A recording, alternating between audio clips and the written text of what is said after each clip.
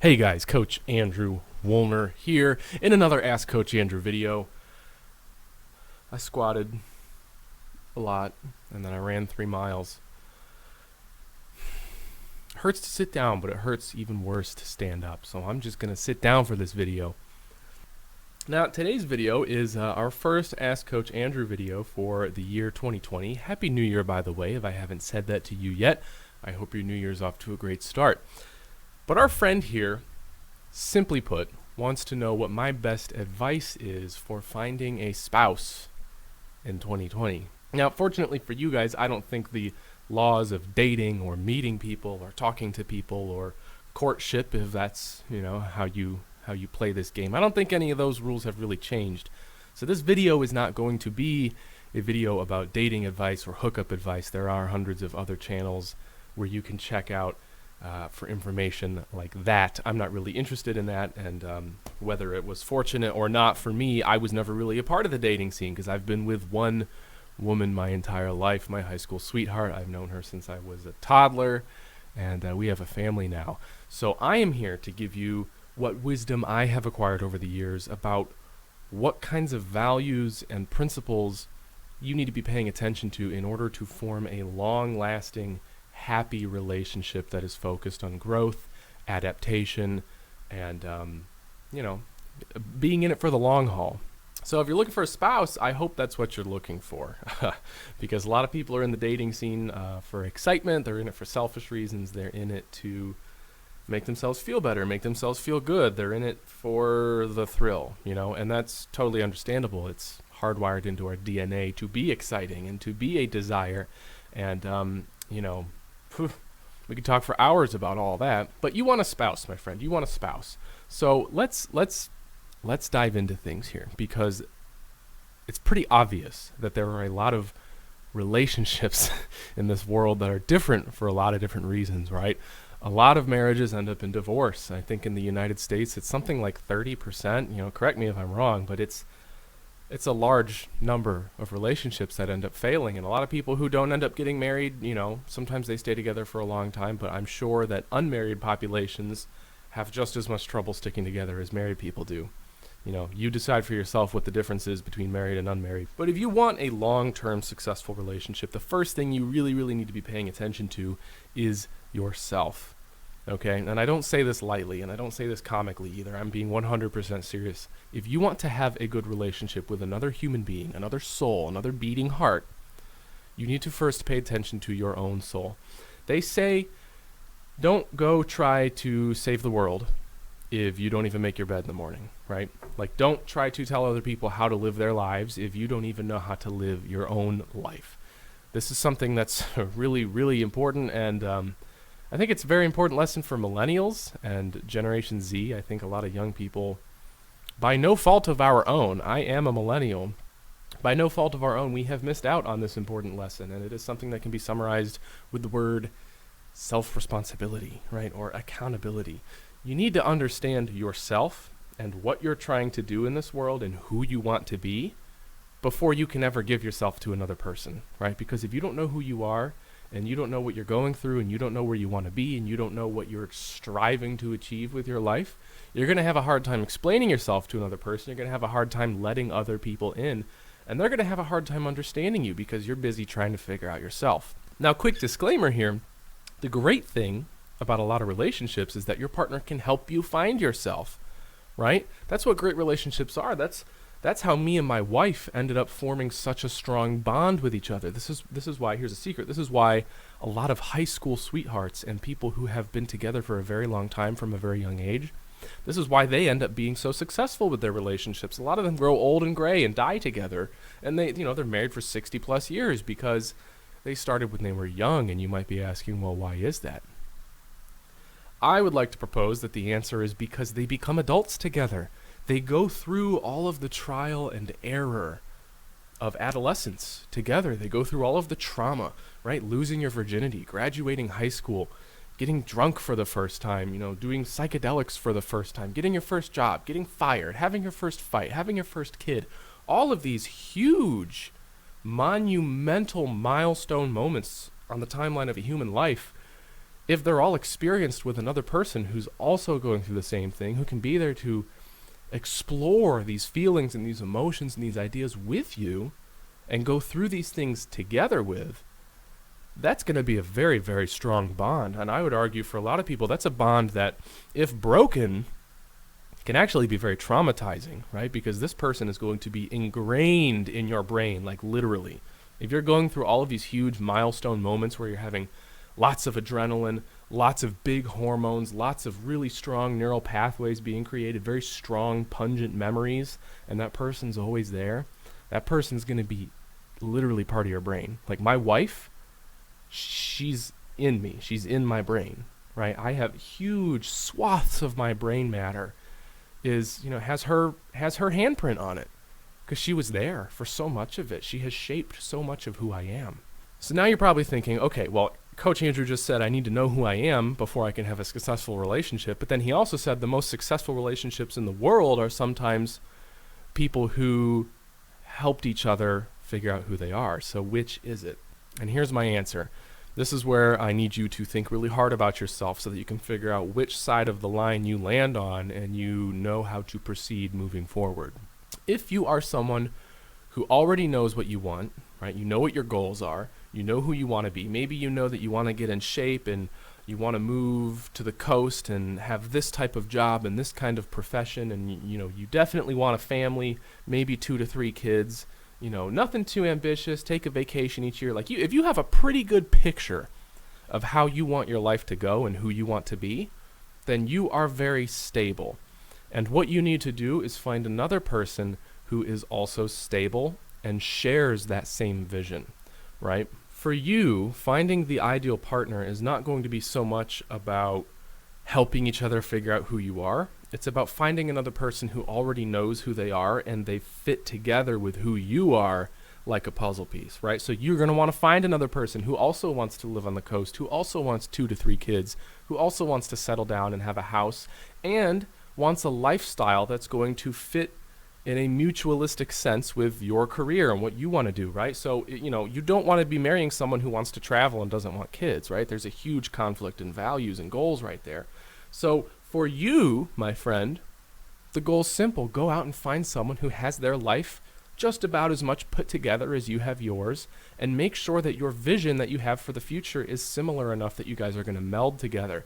And then once you begin the courting process, the dating process, however you go about wooing someone and bringing them into your life in an intimate sense, once you begin that process, then you can start growing from that point, because all of the visions, the goals, the values that you already share are going to be the platform, the base, the bedrock for your relationship.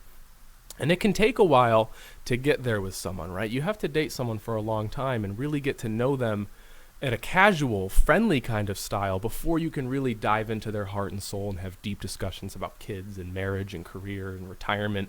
So take your time, right? Move at a comfortable pace. But once you establish that baseline and you realize, wow, this person wants the same things that I do, you can use that as a springboard to push each other forward and say, hey, let's actually start acting on our goals together. Let's buy that house. Let's apply for that job. Let's move across the country. Let's have our first kid. Let's do these things. And then those are going to form the pivotal moments that you share together. And slowly but surely, this person will also begin to leave their handprint on your brain, because you're going through all of these big events and sharing these memories and experiences together. And that's how you form a strong bond that will last a lifetime. Now, if on the off chance you are not someone who has your life together, you're not sure what your goals are, you don't really know where you're headed in terms of personal development, then subscribe to the channel and watch some of my self-development videos. Go to andrewwuellner.com and read about my life coaching program, because I can help you. Now, but also, you're probably going to want to find someone who is at the same stage that you are, someone who is also searching for an identity. Now, since you might not know what kind of career you want to have or where you want to end up in life, maybe you don't even know whether or not you want to have a family, it might be harder to pre-qualify someone earlier on. You might not know right away if this person's going to be a good fit for you, because neither of you are really sure what you want in life. But here's the magical thing, right? Because if you're young enough and you're inexperienced enough, All it really takes is a little bit of chemistry, and chemistry is that thing that's just kind of hard to define, but we all know what it is. When you're around someone, you just feel good. You get along. And if you have that chemistry and you start establishing that baseline relationship, then you can start having the deep talks. You can start trying to figure out what life means to you and begin navigating some of these paths together. It's really the same as the first option. It's just going to move at a slower pace, typically. I think the most important thing for people who aren't entirely sure about who they are or what they want is to really make sure that you're taking time to experiment. Make sure that you're taking time to move through life, to learn all kinds of different things, to meet all kinds of new people, to travel, to go places, to read books, challenge all of your opinions, your ideas, your beliefs. Be more interested in people and ideas that disagree with you, things that are foreign to you, new to you, things you have no experience with. Be more open to those types of things, because those are really going to give you a broader spectrum of life and all of the possibilities it holds for you as a person.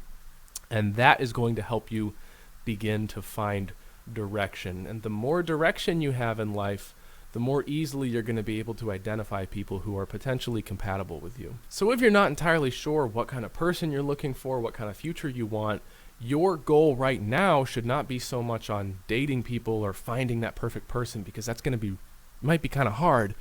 Your focus should be on personal development. Your focus should be on reading books, listening to podcasts, meeting new people, going places. Join some clubs and organizations, like join a sports club or a hobby club or Toastmasters or something like that, and just get out there and meet lots of people and really try to figure out who you are as a person. Start exploring your soul and try to figure out where your skills are, where your desires are, what you're afraid of, what you want out of life.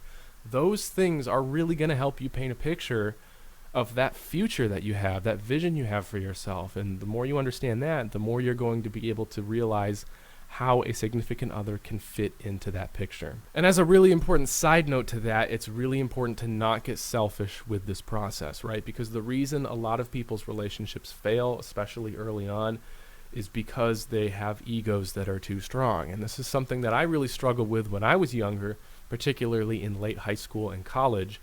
But this can be a really, really big problem for people who are in their 30s or 40s and who are also still in the dating scene, because when you've lived that long, you've already experienced a lot of what life has to offer, and very few things are novel or new or interesting to you.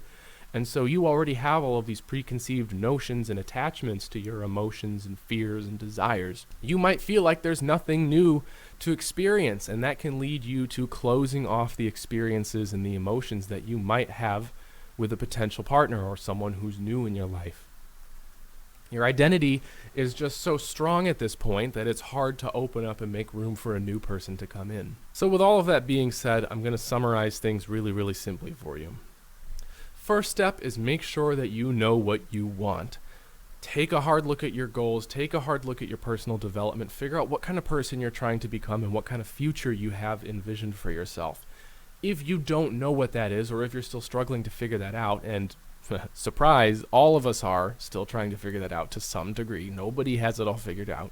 But if you feel like there are huge chunks missing from that vision you have for your future, then fully invest yourself into self-development and acquiring new experiences. Meet new people, go to new places. I highly recommend you join organizations, join some clubs, join some Facebook groups. Put yourself out there and really start testing who you are, testing your character. And you're going to learn a lot about yourself, and you're going to learn a lot about the world, and that is going to help you figure out what kind of person you need who would fit into that vision that you have for yourself. The second rule here is to pay attention to your values and make sure that you understand the things that you really, really care about in this world. I have another video about how to build a stable, long-lasting relationship. I will link it in the pinned comment, and I'll put a little card up here that you can click on. But in that video, I talk a lot about values and why values are so important in a relationship, because different people value different things. Some people really want money. Some people really want to be significant. Some people just want to be loved. Other people really, really like knowledge and learning, and they want to be immersed in a career or some type of hobby. There's all kinds of things that people value differently, and you need to make sure that your values are going to be compatible with the values of your partner. So make sure that you understand those. And this kind of segues into point number 3, which is don't be selfish about this, right? Because if you focus too much on yourself, you focus too much on your self-development, your values, your vision for the future, you're not going to have room to compromise with another person and allow them to come into your life.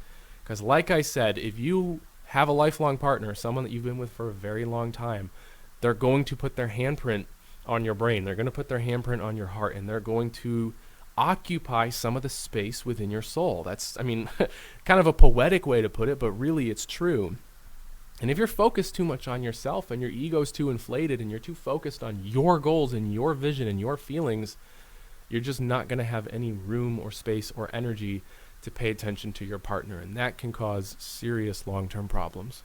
So I hope this information was helpful for those of you who are trying to find a life partner this year. I wish you nothing but the best luck. A lot of people like to complain about the dating scene and, you know, kind of the strained relationship between men and women in this decade. And, you know, I can kind of feel it. I can kind of sense how things have changed over the last decade. I mean, I've been in my relationship for almost a full decade, so I am kind of separated from that world with a little bit of a buffer, but I am here to tell you guys that it is not hopeless, right? It is not as bad as you think it is. Nothing in life is ever as bad as you think it is. And if you stay optimistic and really just focus on becoming the best person you can be, you will find that special person. I truly believe that humans can probably fall in love with just about anybody under the right circumstances, and the better the person you become, the more you care about yourself. Take care of your body. Take care of your health. Put your thoughts through a filter. Practice hygiene with your emotions. Just really try to learn and grow, because the better you become as a person, the better you're going to be for other people. And that's going to really open up the doors with a lot of people, and you will be able to find someone out there who's right for you. Not to mention that people who take care of themselves and who are ambitious and who are confident and who are constantly trying to grow and learn and become better people, those people are just downright sexy. Men and women both love that. We are attracted to people who take care of themselves, who are confident, who are ambitious. I mean, look at the qualities that we look for in a leader, right? When we look up to someone, they have those exact qualities. So try to become a leader, right? Try to become charismatic, someone that people look to. And you know, you won't have trouble with this endeavor. Just make sure it's not another item on your checklist, because a relationship like this, a serious, committed, long-term relationship, is not just an item on a checklist that you check off, right? It is a serious commitment that you have to stick to your entire life, and that doesn't change the moment you become partners or the moment you get married or the moment you have a family. It never changes. It's always constant.